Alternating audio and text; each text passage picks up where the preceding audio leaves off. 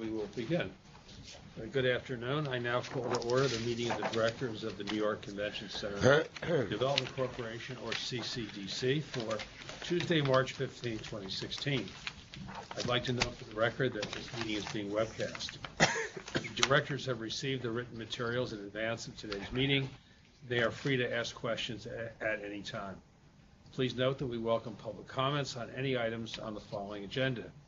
To ensure maximum opportunity for participation, speakers representing themselves may speak for up to 2 minutes each. Those representing groups may speak for up to 4 minutes, with one speaker per group. Speakers' comments may address only items considered at today's meeting. Excuse me. Before we begin with the substantive portion of this meeting, I would like to ask the directors whether anyone has any potential conflict of interest with respect to any of the items on the agenda. If so, I would ask you to please make an appropriate disclosure on the record at this time. We will then be sure that you may recuse yourself from any discussion or vote with regard to such item or items. No conflicts being noted, we will go on. The foregoing having been noted for the record, I would now like to request Sarah St. Amand, President of the Corporation, to present the next 5 items on today's agenda. Sarah, please begin with your President's report, which is being presented for the Director's information only and will not require a vote. Following the President's report, Sarah will present the following 4 voting items. The first is for authorization to adopt an annual operating budget and capital expense authorization for fiscal year 2016-17. The second is for authorization to enter into a contract for legal services related to the proposed expansion of the Jacob K. Javits Center.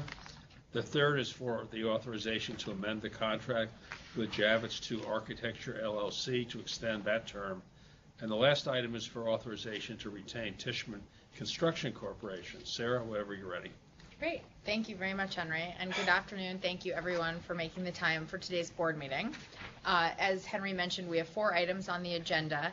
But before moving to that, I wanted to begin with just a short update to bring the board up to speed on the broader expansion project that we talked about at the last board meeting and that the governor announced in January.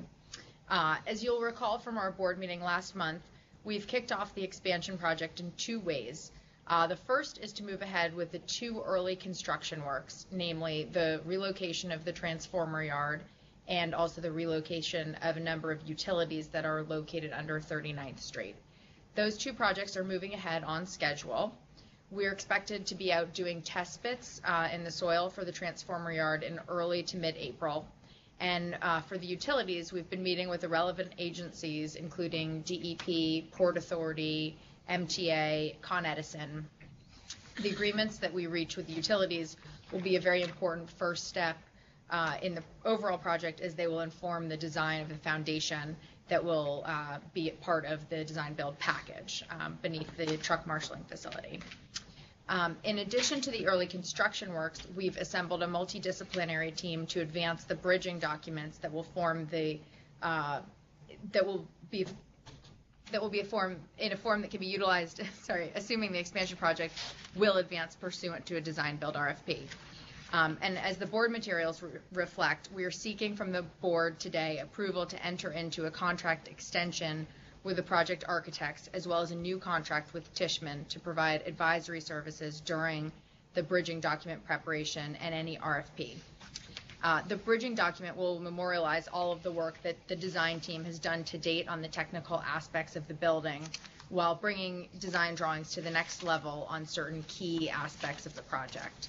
We have various experts with design-build experience working for us on this endeavor, and we expect that the bridging documents and their combined experience will save us both time and money, assuming that the project proceeds under design-build contract. Our intention is to issue such a request for qualification sometime in the next 2 months, and then follow that with an RFP in May or June. We are also seeking from the board approval to engage Hawkins, Delafield, and Wood to act as outside counsel in connection with the expansion, providing counsel on a wide range of issues related to procurements for design and construction services. And they are on our pre-qualified list of law firms. And after interviewing the firm and 3 others on the list, we feel that their expertise and track record with large-scale construction coupled with their prior experience in advising on design build, both in New York and out of state, will, uniquely qualify them for this project and make them an excellent partner. So with that, I'm happy to field any questions before we move into the other board items. I'm not sure what you're taking questions on, because I do have specific questions on the Hawkins-Delafield choice and the scope of their. Is this the time to ask that, or do you want to do that in the context of the item? Either. Why don't we do the capital expense and annual budget first, David, if you don't mind? Sure. Okay. So it was sent to you in your package. Sarah, do you want to just walk us through quickly? Yeah. So first, the annual budget. As reflected in our board materials, we're asking the directors to approve the fiscal year 2016-17 operating and capital budgets. The operating budget shows a 9% decrease compared to last year's budget due to a decrease in salary associated with CCDC staff. That's me. With regard to the capital budget, we've included what we expect to spend with regard to the additional capital improvements. So those are the projects that we talked about in the last board meeting that relate primarily to fire and life safety, and such as the East Egress project, as well as the design work and early construction works that I described earlier. And this number also includes fees for our consultants and architects. Okay. Do you want to do the capital expense item also, or do you just do that? That's Okay, my do budget that. item. Okay, got it. Are there any questions or comments about that, David? Yes. I'm sorry. Sorry, go ahead. You're the half person? I'm the half person, yes. So what is that? What do you do with your other half? So I am a full-time employee of ESD, and it's a very fair question, actually. Bill put the same question to me. I also, Great minds think alike. I work part of my I time. like our half, by the way. I think I'm a very good deal for CCDC. So part of my time is spent on another project of ESD's Moynihan Station. Okay. So we've attributed a portion of my time to the CCDC budget.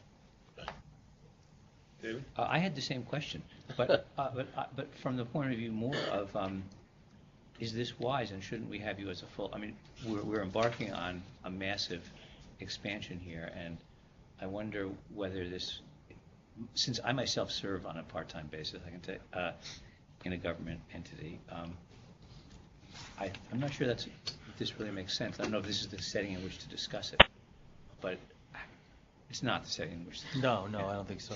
Yeah, I don't either. I think that's a But we that's can a sidebar. certainly talk Yeah. That's it. separately. Okay. Yeah. Are there any comments from the public on this item?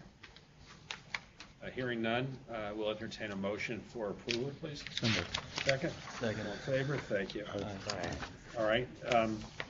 Sarah, why don't you now present the next voting item, and then we can discuss that. The next item is the legal services. Thank you. We're seeking authorization from the board to enter into a contract with Hawkins, Delafield, and Wood to serve as outside counsel on the project, advising specifically on the design, build, procurement, and construction activities. As I mentioned earlier, we interviewed 4 firms selected from ESD's list of pre-qualified law firms, which the corporation has adopted. CCDC has adopted that list. After interviewing the 4 firms, we feel that the firm's expertise and successful track record with large-scale construction, specifically their prior experience in advising in connection with more than 100 design-build projects, both in New York and throughout the U.S., uniquely qualify them for this project, which we expect will be built using a design-build approach. They have significant experience acting as counsel for government sponsors on projects similar to this one. Their scope of services will include assistance in the preparation of the RFQ and RFP, drafting the form of contract that we will attach to the RFP, and any other attachments or legal documents, also negotiation with the RFP respondents, preparation of the final project agreements, and representation in resolving post-contract execution issues. The contract is for an amount not to exceed $2 million, and Hawkins will work at the standard ESD rates, currently capping partners at $400 an hour. Fees will be paid from the CCDC 2015 bond series revenue. Okay, David, go ahead. Is there a representative of Hawkins in the room? No. I have a very high regard for Hawkins and have for the last 40 years. But honestly, I don't I have a hard time, I would like to know who the other firms are that we considered, because they're not up on my radar screen of firms that you would seek advice for in conjunction with sophisticated construction projects. And they're a wonderful firm, but this is not in their wheelhouse, as I understand it. I wonder what lawyer we're talking to and who else we spoke to. And I'm going to let Eunice weigh in as well, but Eunice is our attorney on this. We feel, I'll speak from my perspective in interviewing them, their depth of knowledge specifically on design build as a practice rather than construction experience or design experience is very deep. They have a dedicated practice of at least 10, maybe 20 attorneys just working on this space, publishing. They've published prolifically on this. The experience they have is also, I think, unique in the sense that they've been working on behalf of the owner, the government owner, rather than working for the lender or different parties involved. So I think that really puts them in a position of strength to guide us through this process. So what was the last construction contract for more than $100 million that they negotiated? I can't tell you whether it was more than 100. I know one of the ones that they cited that I had also read about was the Long Beach Courthouse, and which won awards for them in 2011. They have to respond to your question about other firms.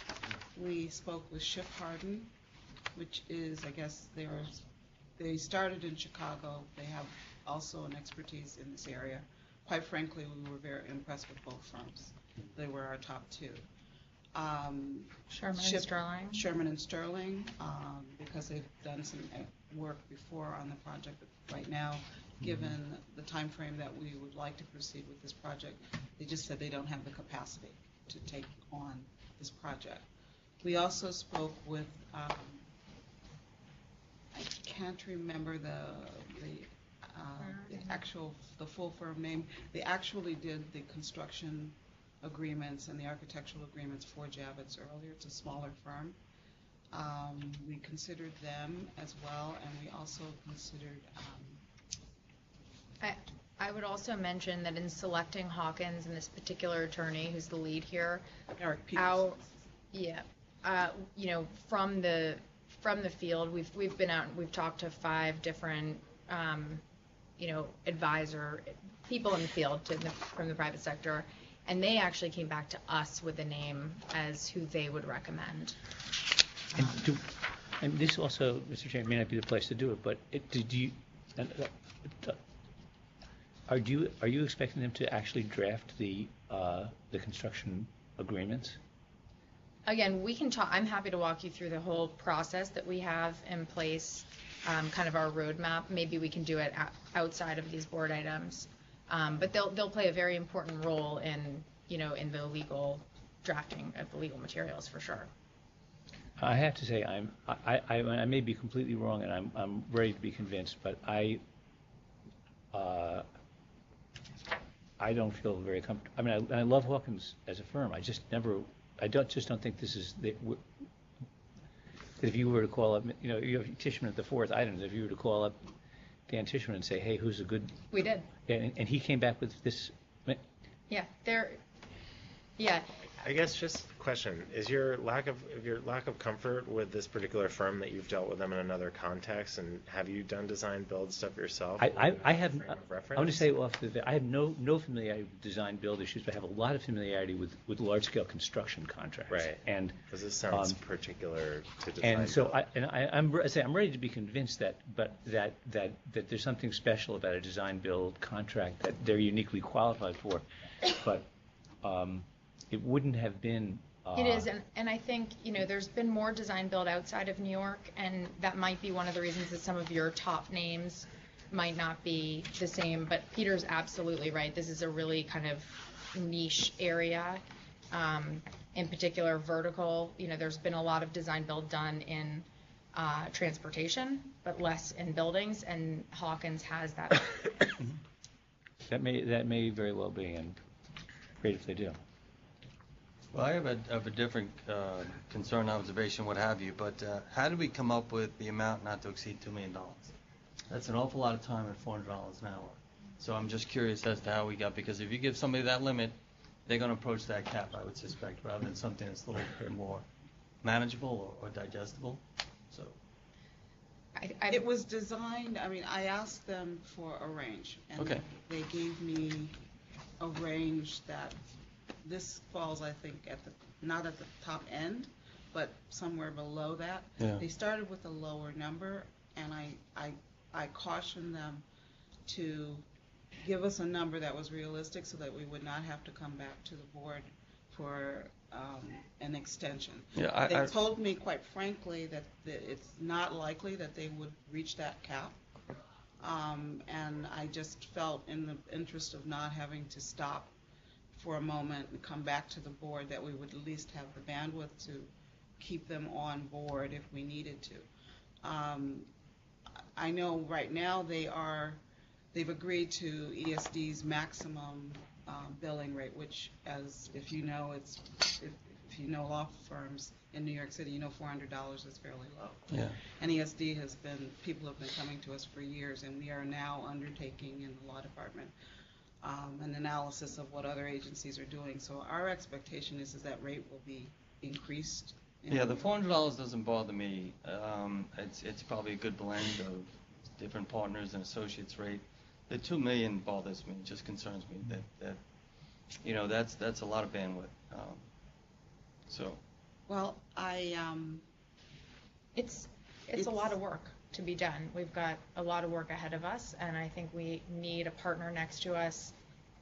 I'm half an employee, and I think we want to have the flexibility to do what we need to do without having to come back, in too short of order, as said. The design build, excuse me if I interrupted, we do a lot of it at MTA. It's complex, and there's a real science to structuring the document in terms of the risk, so that as the project proceeds, there will be some revisions, but you're trying to keep it within the initial bid price.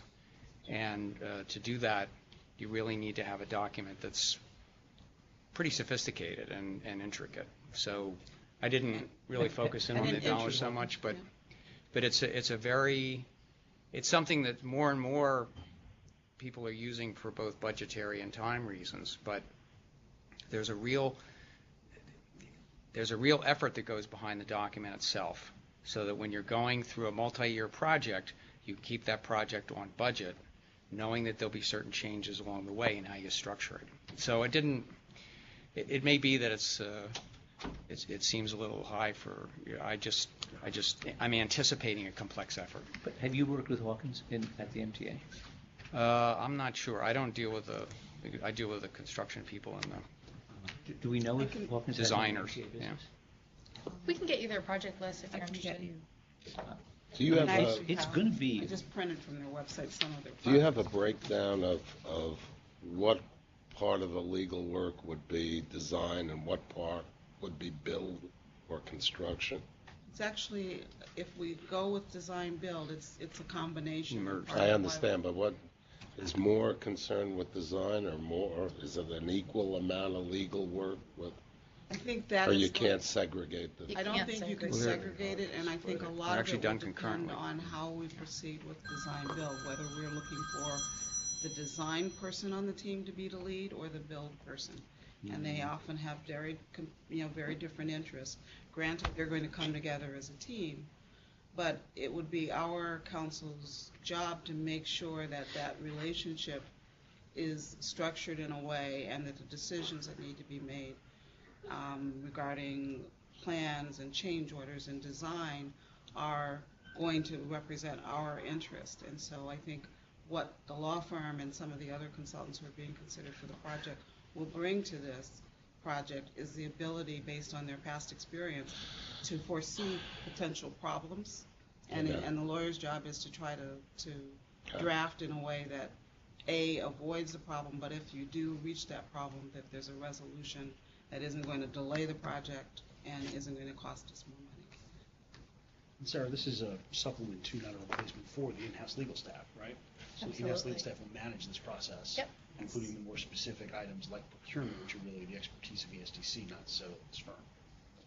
Although there is this art to a design build procurement, so very, very much in concert with the legal team here, but they'll be heavily involved with helping draft those docs.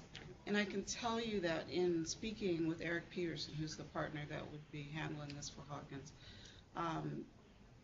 in coming up with that number, he did indicate that a lot of times that number is going to be determined by the experience of the client with these kinds of projects, because as you can imagine, if you haven't done it before, there's a lot more of a learning curve, and so that you understand why they're recommending things, and there's probably my phrasing, not his, kind of some hand-holding that will go on, as this will be our first design build project if we go forward that way. And I think lawyers, it takes time to do that, and it takes more time than it would take than if he was working with a public entity that had done 1 million of these before, or 10 of these before, or even 3 of these before.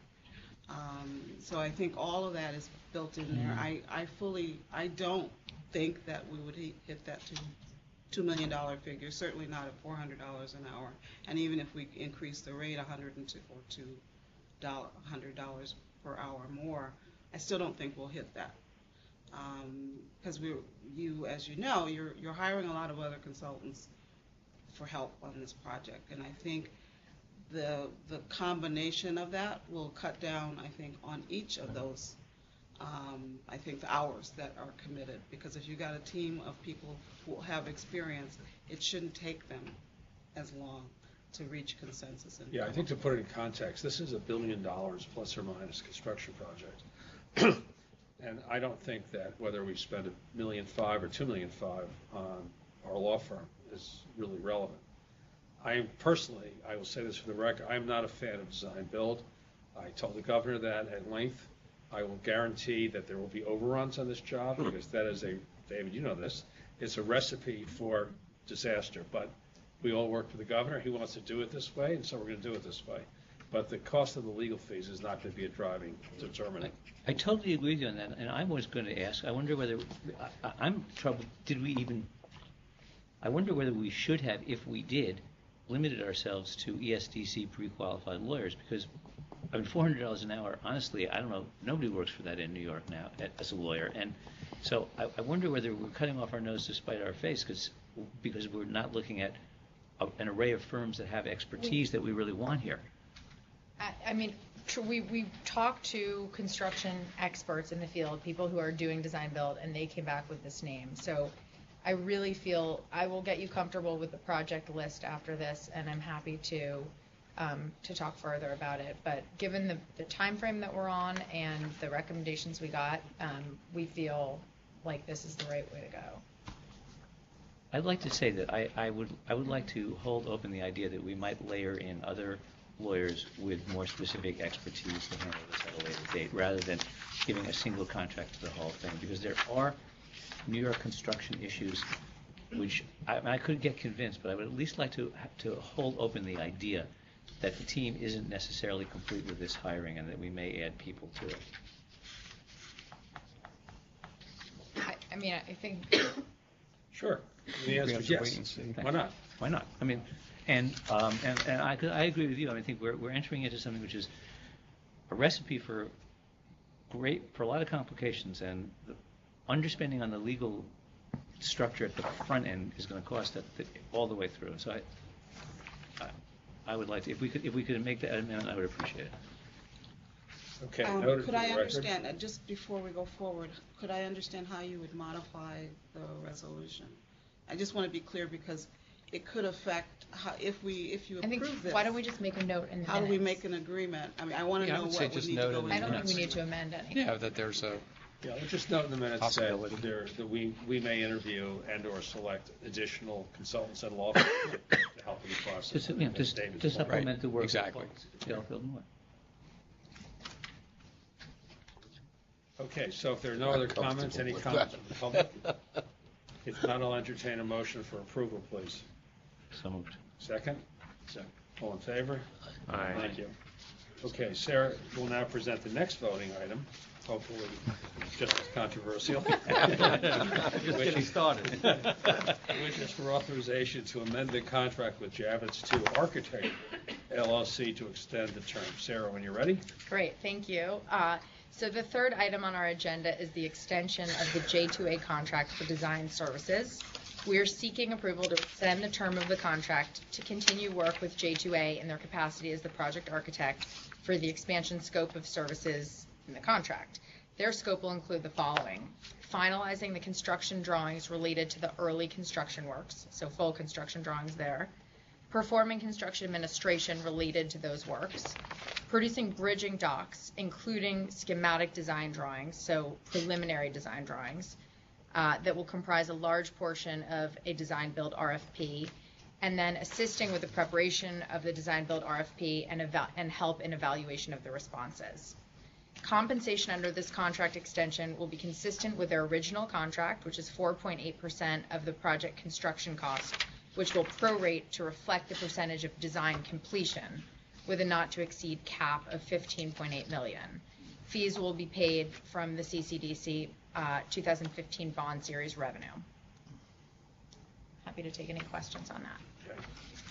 Okay. I do have questions. Okay, Sarah, before David, it's my understanding that there are other contemplated architects on this project after this preliminary phase is done. That's correct. This will be turned over to a design-build consortium who will bring their own designers into the mix. Please, David. Yeah, which I think is good, and I'm glad we're doing that. I have really only two concerns here. One is, when you say the early work, is there a type definition of what is that early work? Yes. Apologies if that wasn't clear. It is specifically the relocation of the transformer yard and the relocation of a number of utilities that are located under 39th Street, primarily a water main and a sewer. So it's that sole work, and it's that sole work for which they would conduct the administration. Exactly. And I assume that if events overtake them, we're not committing to that they will oversee the administration. It's merely that they have the authority if it works out. Exactly. Okay. So That's fine. So my next question, though, is I'm uncomfortable with your use of the word that they were complete schematic documents, because I think schematic is. I can elaborate on that. Thank you.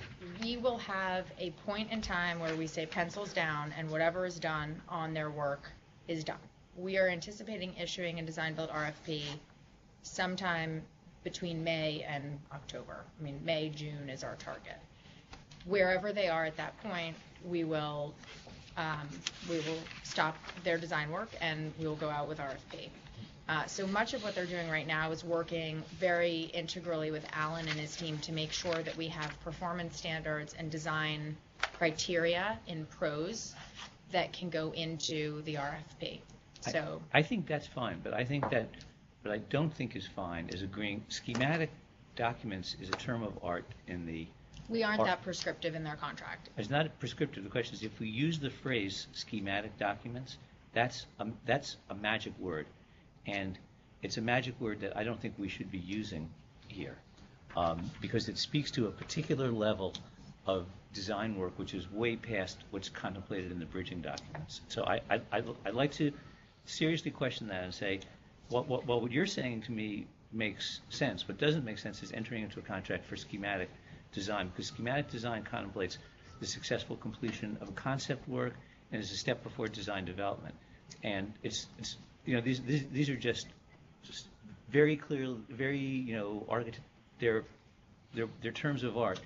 And I'm not comfortable agreeing to a schematic design with this firm at this time under these circumstances. So I think we need to. I'd like to take that out and simply say, they're going to be. It's fine if they want to work on concept and pass that along, but schematic design is a whole different issue. There are certain things in the design that they'll take further. For example, the foundations. To the extent we can advance the foundations even into DD, we would do so, because what we're doing right now is we're getting sign-off from some of the agencies like MTA and Port Authority, and if we can advance that as part of our package and say, this is what the agencies have agreed to, this is where the Lincoln Tunnel's located, this is where the water main is going to go. So if you mess with that, it's going to cost us time. I think that's fine to say that we're going to advance to construction documents below grade for, foundation work, but that's a whole different thing than a general authorization to get to schematic design.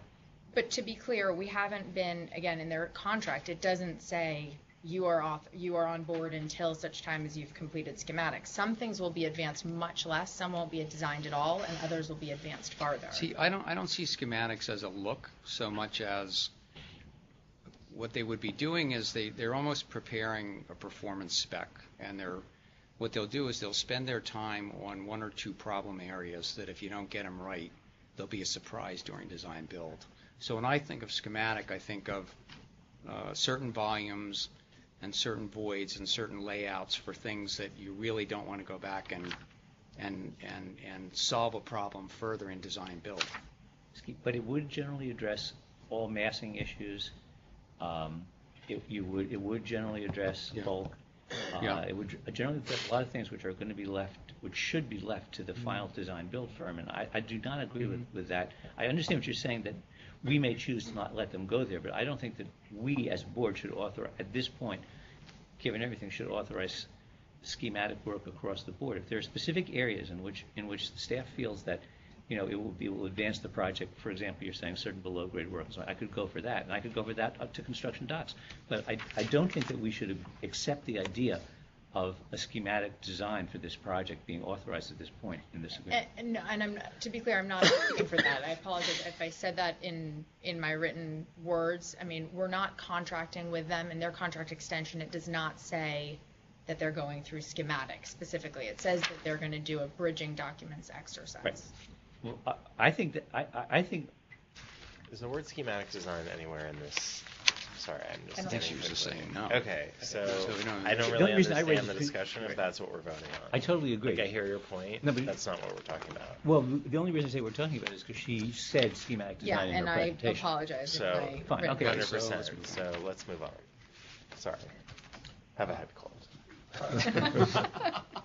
Would you come back to the board at the point where we are choosing the design-build architecture firm or firms with a list, doesn't have to be a meeting, it could be done electronically, a list of those firms you're considering?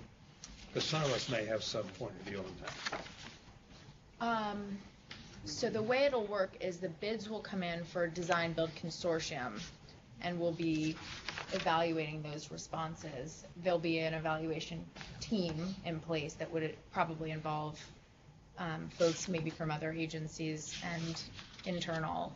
And I think we would certainly keep the board apprised, but I don't know that the board would be on the evaluating team. No, I'm not suggesting that. That's probably beyond our scope. I just think it's a matter of information. Yeah. There are a lot of people here who've done a lot of big projects and just. Yeah, and I would very much welcome the input and feedback. Absolutely. Absolutely. Okay, so are we prepared to entertain a motion for approval on this item? Yes. So move. Second. Second. All in favor? Aye. Thank you. Okay, the last item, which Sarah, you may present, is authorization, excuse me again, to retain Fishman Construction Corporation. Great. Okay, so as a final item on today's agenda, we're seeking approval from the board to enter into a contract with Tishman Construction Corporation for construction advisory services. Approval is sought for single source procurement of Tishman services because of their unique qualifications to perform the requested services. Tishman has been on site at Javits since 2005 when they were competitively procured to act as construction manager. Through a decade of work on the building, providing construction management services that were instrumental in ensuring that the facility's ongoing operations were not interrupted during renovation, they have acquired a deep understanding of the building structure, the facility's system and technologies, its operations, and all of this will allow them to provide the services that are contemplated at a significantly lower cost and with less risk than any other firm. Under this contract, Tishman will perform the following. They will assist in the preparation of the bridging docs, as we've talked about, including assistance on the bid packages and award recommendations. They'll perform cost estimation services related to the project, and they'll also assist CCDC in evaluating a project-specific insurance policy. The contract is for $640,000, which will be paid from, again, the 2015 bond series rate. And we're expecting it to run through the end of September. Is Glenn Johnson doing this? Exactly. Yeah, so wearing my OC hat, they did a great job on the renovation. They were really good. Alan, I think you would second that, yes? I would. Okay, any questions or comments on this item? We have a motion for. Well, one question. Since it's a sole source, was there any negotiation at all on the pricing of this? Or? There was some transparency into how they price. They basically mark up staff time and gave me an estimate of hours and man hours that they'll make. Okay. Any other questions or comments? Anything from the public? If not, we'll take the motion for approval.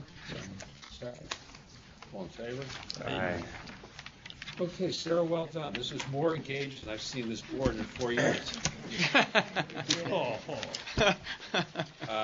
There be no further business. Can I have a motion to adjourn the meeting? Is that a compliment? Is that a complaint? Left-handed. Don't move. Thank you. Thank you all very much. I appreciate it. I welcome